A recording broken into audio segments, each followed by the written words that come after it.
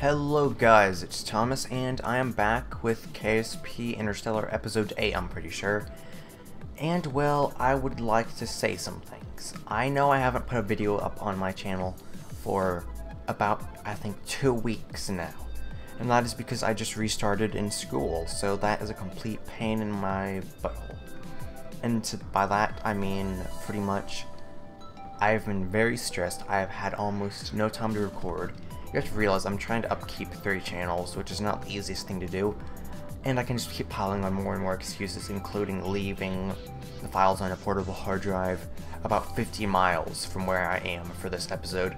So that's another reason. This episode was actually recorded about 2 weeks ago, right before all of this happened, and then I accidentally left it somewhere where I should not have left it.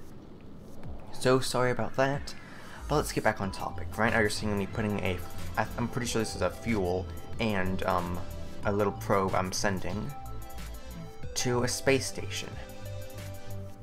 Now you just see me doing an orbital burn, just putting myself in an orbit so I can then go to the moon. If I remember correctly, you have to realize this has been 2 weeks for me. The only times I've seen this is through editing it, which is chunks here and there and here and there. But I'm going to the moon, I'm pretty sure. Yeah. And I'm connecting up to the list, which this is a science module. Now, for the ones of you who watch Scottish Manley, or Scott Manley, you will know that, well, if you've watched his Interstellar Quest thing, which is essentially his take on this, which I started months after he did a little thing of going on the moon, going everywhere, with like one craft and transmitting all that science.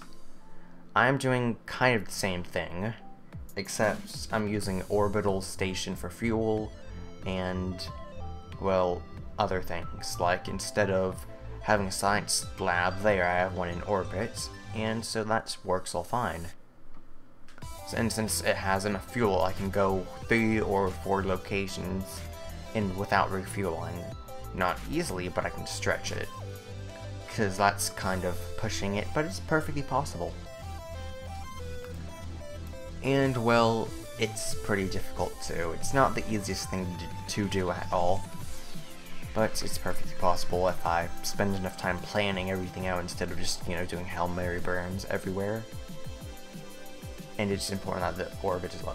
So here you see me testing it out, landing at first place. I haven't even set up the orbital fuel station yet. This is me just testing how much fuel it takes me to land and stuff. So I did this all without much refueling or without much planning. So a bit later, I don't want you all to watch me doing anything else.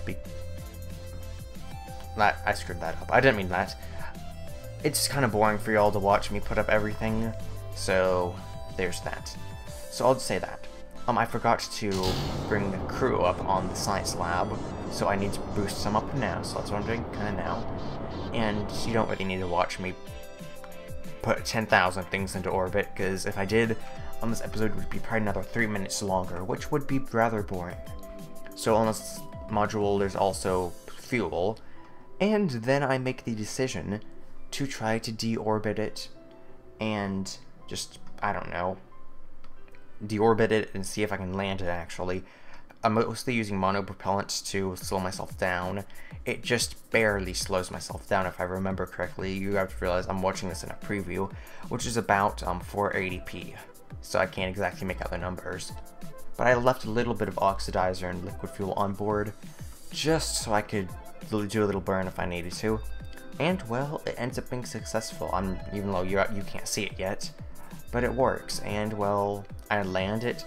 It does a fair bit of rolling, but it works relatively fine. And you can probably see it sliding across the surface, probably about right now.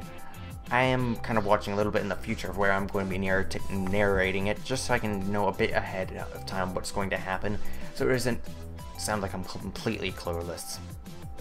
So here I'm bringing another thing in, just so I can get another thing. I'm pretty sure this is the transmitter, which I don't think I've remembered on the craft either. So it's just essentially, so what if I forgot it? We can just bring up another module and bring it up. And that's essentially what I went by. And this burn took a little bit more Delta V than I thought it would, which put me a little bit close, since I wasn't exactly planning everything out like I've said so many times before. But it ends up working about fine. So sadly, it took me literally about an hour to get everything ready with this rendezvous, because, well, I didn't plan it good. Now, even though the orbits are not aligned, the orbital periods are about the same. So it took me like, I think 12 orbits of not being able to time accelerate quickly. And this thing also brought me a ton of fuel.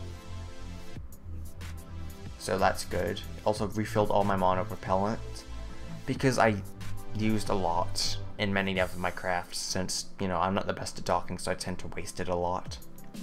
So that's a little bit of a problem. And, well, I've already run out of things to say. So that's very nice. I don't know. A little bit later I send it back to the surface, just to go do some more, see if I can actually continuously do it. And, well, now you get to see me progressing. And, well, I got a lot of science from this, so that's a good thing. That was nice. Hopefully I'll have this thing out by Wednesday. It's Tuesday morning while I'm doing this. I'm a morning person, kind of.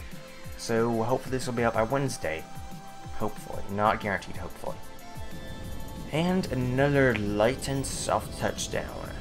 Well, depending on, you know, if you're sitting there or if you're watching it, in real life it would probably be rather bumpy. Because normally on the Mun, or well, actually in the Moon in real life, it's kind of a soft, grainy surface, or, well, it's not rock hard.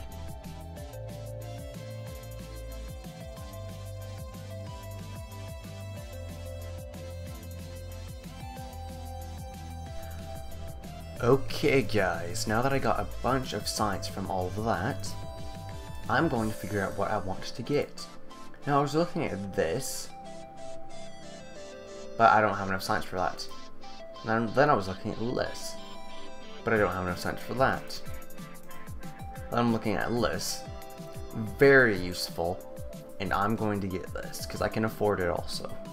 Which is kind of part of getting it, because you kind of need to afford it to get it. So that leaves you off for here, so thank you for watching, leave a like or a favorite, and, well, adios.